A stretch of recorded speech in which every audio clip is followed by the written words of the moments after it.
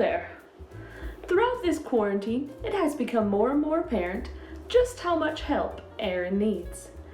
Throughout this time, he has struggled with fear, ungentleness, multiple personalities, basic hygiene, and has been all manners of irritating.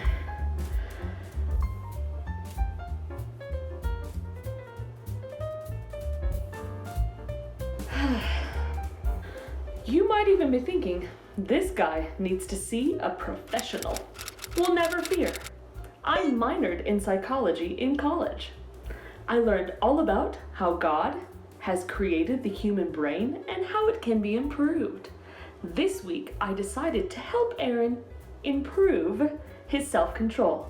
I thought I would do this with an experiment. Today is experiment day 1. Here we go. Okay, that's all set. Got this. Experiment day 1. Aaron, can you come over here? What? What do you want? Aaron, come over here, please. Okay. Hope it's lunchtime, because I am hungry. Nice. All right. Well, you know how this month we've been talking about the fruit of the spirit of self-control. Self-control. Yeah. Yeah, well, I knew that because I have a lot of self-control. Oh, do you? Lots of it. I am oozing with self-control. Oozing with self-control. What are you writing down? Don't worry about it. I thought that it would be fun to put your self-control to the test. What do you think? Do you have enough self-control to pass my self-control test? I don't know. Is it like a math test? Because math is not the first thing I'm good at. It's like maybe the 1 millionth thing I'm good at, because I'm good at a lot of things. Yes, you are. Well, for this test, I got you one of your favorite foods. Bananas? Nope, it is marshmallows. Oh. Do you like marshmallows? Oh, I love marshmallows. I could eat the whole bag. Can I just have this one right now? Well, here's a self-control test. I'm gonna put a marshmallow here. You could eat it now, or, if you, Aaron, you could eat it now, or if you wait 10 minutes and you wait to eat that one, as a reward, I will give you 2 more marshmallows. So you gotta make a choice first.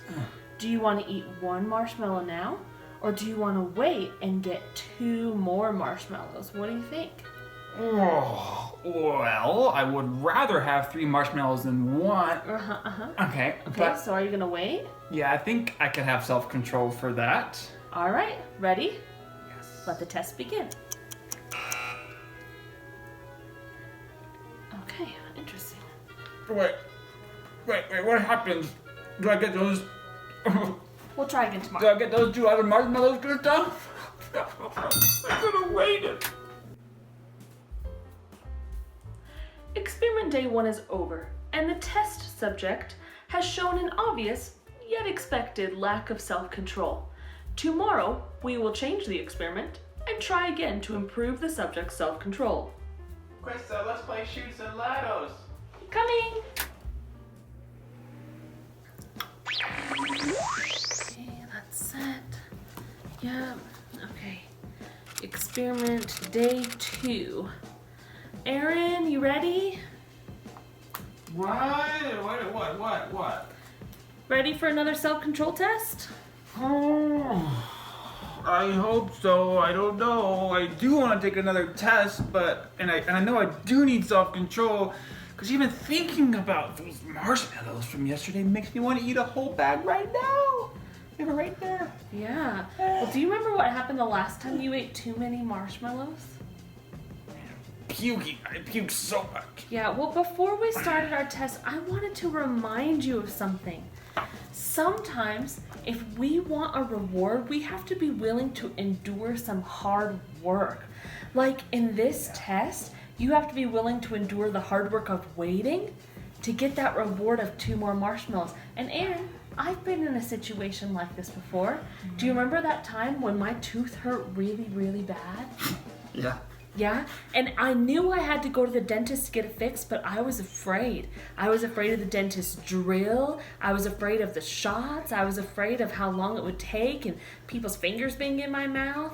But I knew that it was the best thing to do. So I went to the dentist, and it was pretty miserable. But now, look, it's my favorite tooth now, and it doesn't hurt anymore. I had to endure that in order to get the reward. Yeah, you talked about it for days. You're like, that was horrible, Aaron. That appointment took 3 hours, Aaron. Look at my new toothbrush, Aaron. Well, it was traumatic, Aaron.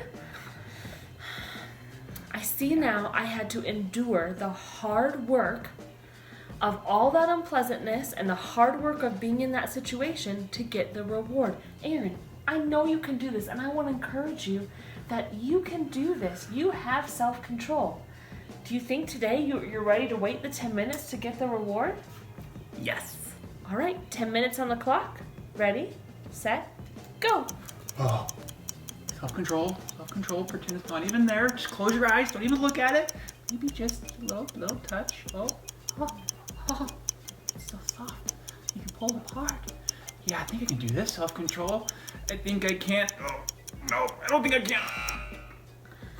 can. Interesting. Very interesting. Wait. We'll try again tomorrow. Wait, what happened? I messed up again. Experiment day 2 showed progress. The independent variable of encouragement had a slight effect to increase the subject's self-control. Tomorrow we will increase the encouragement and hopefully see an increase in self-control as well. Krista, I'm stuck on the patio again. Coming! Okay, got it. All right, self-control day 3. Ready to test your self-control again? Wait. What's going on here? And why are you wearing the same clothes for the past 3 days? I don't understand all These this. are my work clothes, Aaron. What do you mean work clothes? Aaron, what did I say about bothering me while I'm working? Not to do it. Okay, let's keep going. Ready to test your self-control? Oh yes.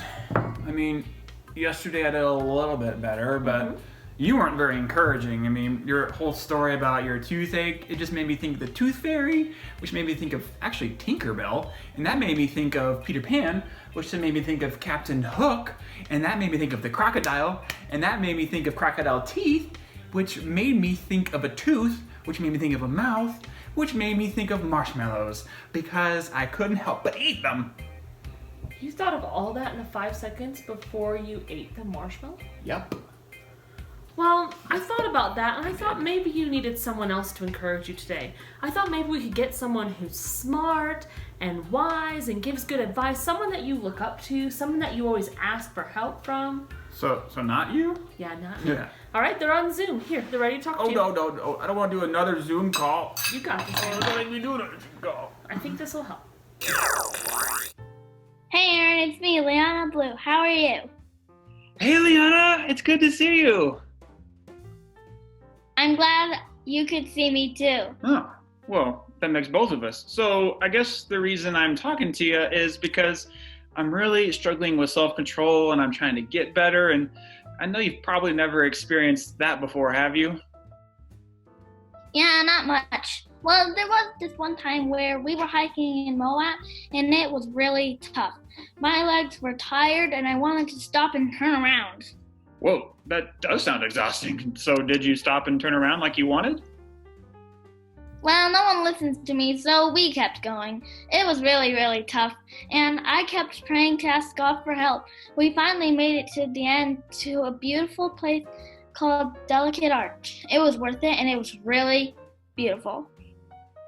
Whoa, that does sound beautiful. So what you're saying is that you are glad you went through the struggle of hiking because it led you somewhere really beautiful? Right on, right on, right on. All right. Hey, thanks, Liana. It's good to see you. Peace out, brother. Well, did that Zoom call help? Yeah. I mean, Liana talked about what it means for something to be worth the wait. You know, I get that sometimes God asks us to have self-control because he has something better in store for us. And I know that God is not asking me specifically maybe to have self-control over marshmallows per se. Yeah. But he does want me to grow in self-control so that when I'm tempted by sin, I can rely on His Spirit and I can be victorious. Yes. And if I can learn to have self-control over little things like a mallow, then I can have self-control in big things too. Exactly.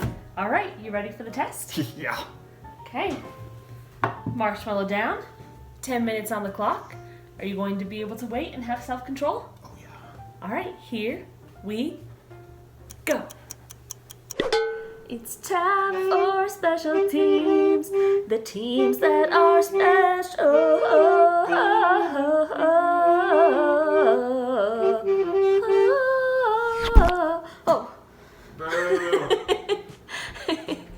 It's time for special teams. The team today is the activity team. And when the activity team comes to Sunday school, you get to play a game. Now, our theme for this month for special teams is that God will one day judge the world. This comes from Matthew 25. As humans, we make judgments all the time about what we think is right and wrong, what we think is better or worse. I decided to wear this t-shirt because it's one of the judgments I've made. It says, skip the movie, read the book. That's because I have judged that books are always better than their movie versions.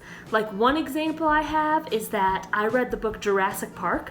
I've probably read that book about 10 times, and that book is way better than the movie Jurassic Park.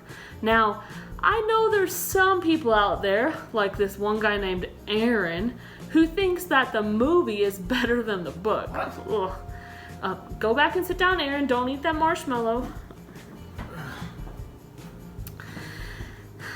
We can't all have good judgment, but God can. God is the perfect judge. In Matthew 25, it talks about how one day God will judge the world. It says, when the Son of Man comes in His glory, that's Jesus, and all the angels are with Him, then He will sit on His glorious throne. Before Him will be gathered all the nations, and He will separate people one from another as a shepherd separates the sheep from the goats.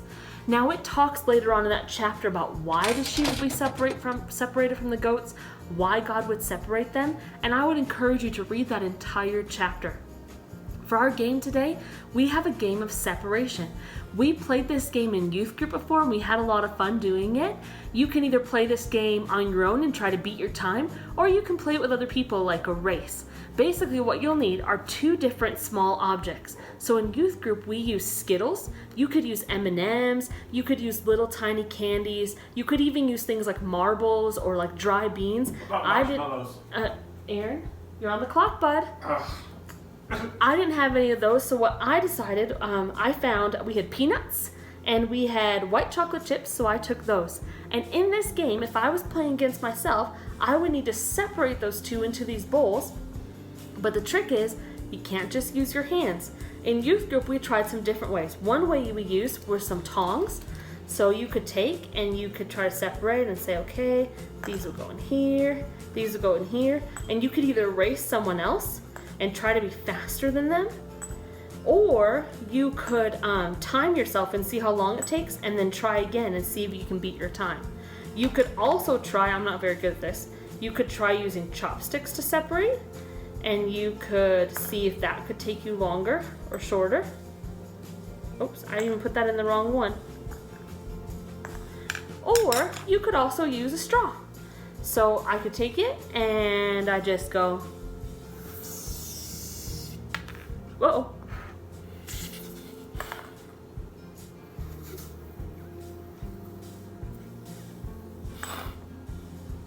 And separate it that way.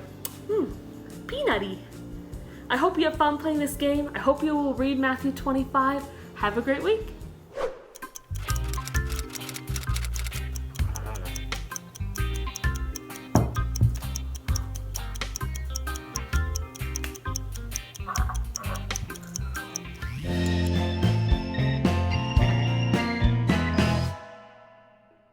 Hi everyone, and welcome to Bible Literacy. Okay, for our question and answer this week, the question is, what is the Bible really about? And the answer is, the Bible is about creation, fall, rescue, and restoration. And parents, a fun way you can give your kids the opportunity to practice this question and answer is to pretend like you are a newscaster interviewing your kiddo. Kind of like this. Why, hello there, lad. What is the Bible really about? I like turtles. No, okay.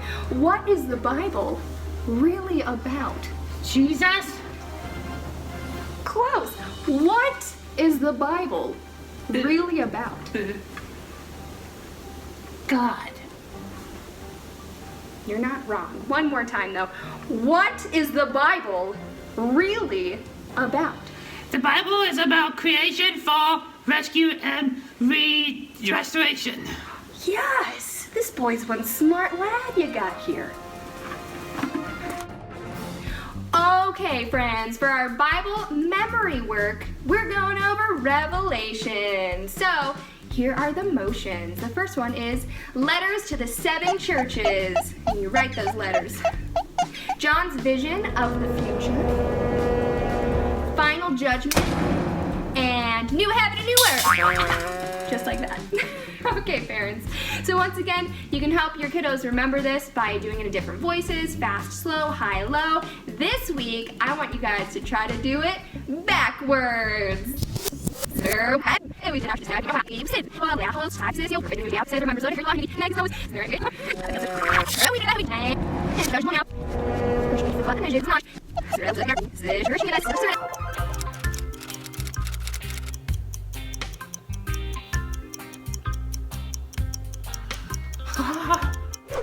Okay, it is Acts prayer time! And remember, once again, you always have your Acts prayer paper. So after we're done praying, I want you to get together with your mom or dad or sibling and write down your own prayers, and you guys can pray together.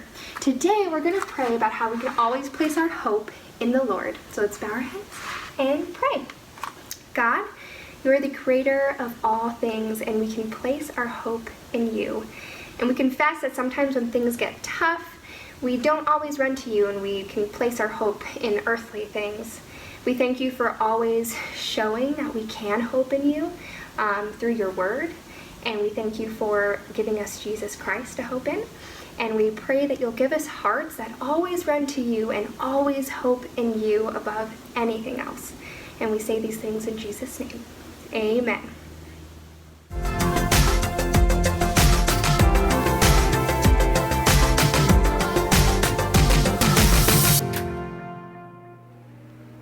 Five, 4, 3, 2, 1. Aaron, you did it! You had great self-control. Oh, I'm so proud of you. This is excellent for the step. I'm 2. What's that? Use 2 more marshmallows so I can have 2 more marshmallows. If I waited, I totally waited. Yep, there you go, there you go. Aaron, this self-control test has got me thinking about all the times when we deny ourselves, our selfish desires in the moment, because we see the benefit of waiting, obeying God, being patient, and having self-control.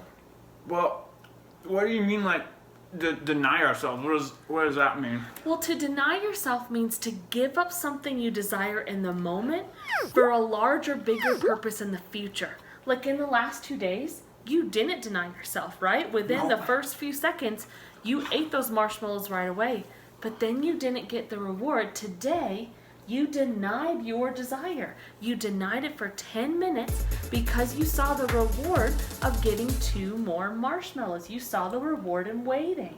Yeah, so like when I denied myself buying 10 bags of marshmallows a month for the past couple of months, I saved it so I could buy this sweet Gandalf and Eagle figure. I'm so glad you bought that. Yeah. Well, and like sometimes I deny myself like an afternoon snack so that I have a better appetite for dinner. Yeah, and I remember like last year I had a really bad cold and I was coughing up a ton. Yeah, I remember It was that. pretty gnarly. But I had to deny myself the pleasure from drinking right out of the milk carton, and I had to pour it in a glass and use a glass like a weirdo. That was no fun. Aaron, do you still drink right from the milk carton? Oh, gross, Aaron. What? You want some? We can see that sometimes when we don't see the big picture and we're not willing to allow God to help us with our self-control, it can have some disastrous results. It can have some put it away. It can have some disgusting results.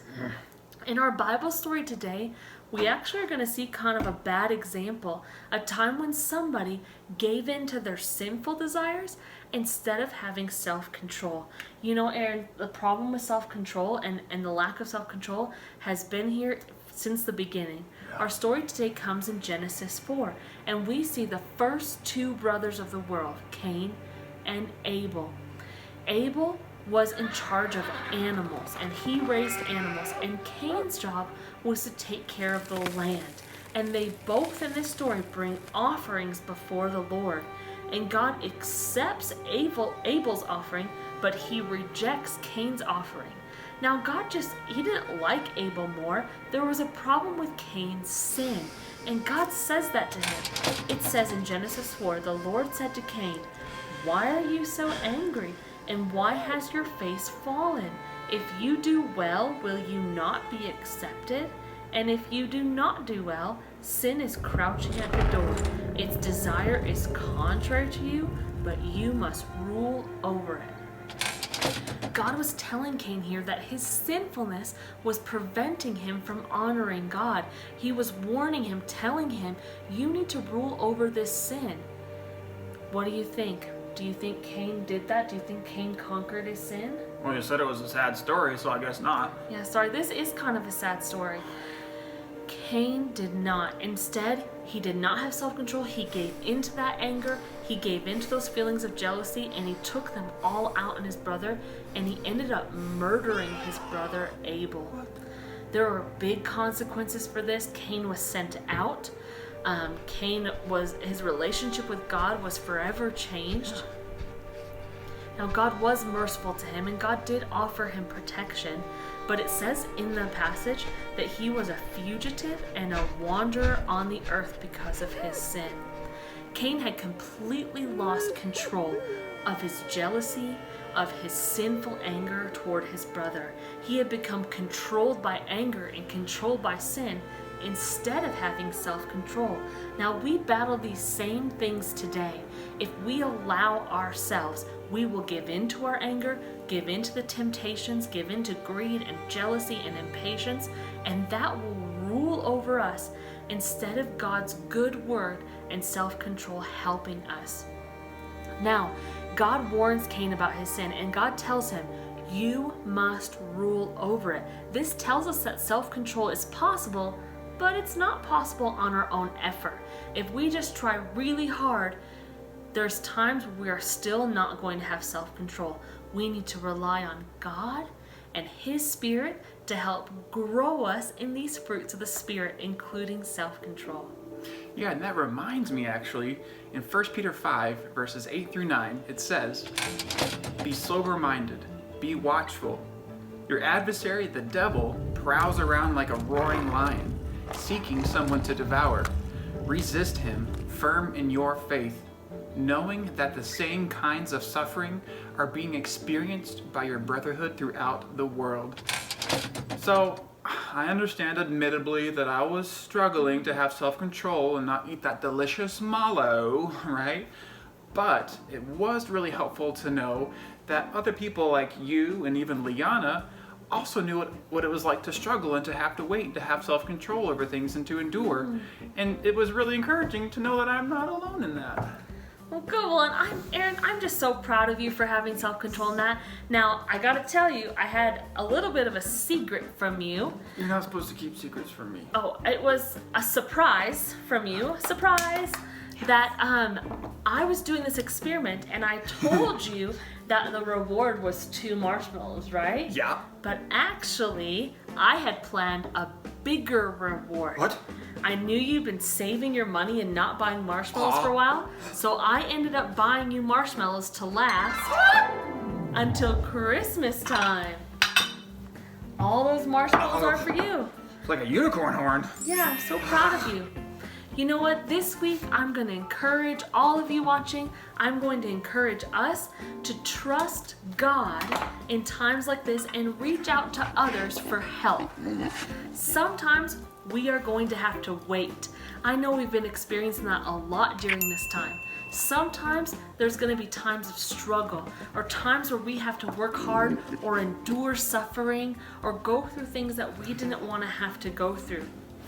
In those times, we can rest assured knowing that God is in control, knowing that God is with us, reaching out to other people who are experiencing those things and relying on the Spirit to help us grow in self-control.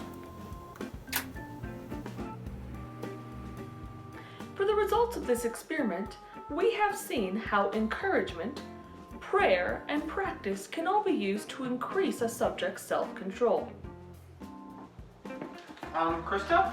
Yes. I finished the marshmallows. Here is that. What? And as a reward, I found some Twizzlers for me. And it looks like there are 7 for me and none for you. What? So we need to go to the store. Yeah. Oh, Aaron, no more sugar, Aaron. Aaron, I'm gonna call Liana, come on. I'm gonna get the keys. No, I'm gonna call Liana. Liana, where's my phone?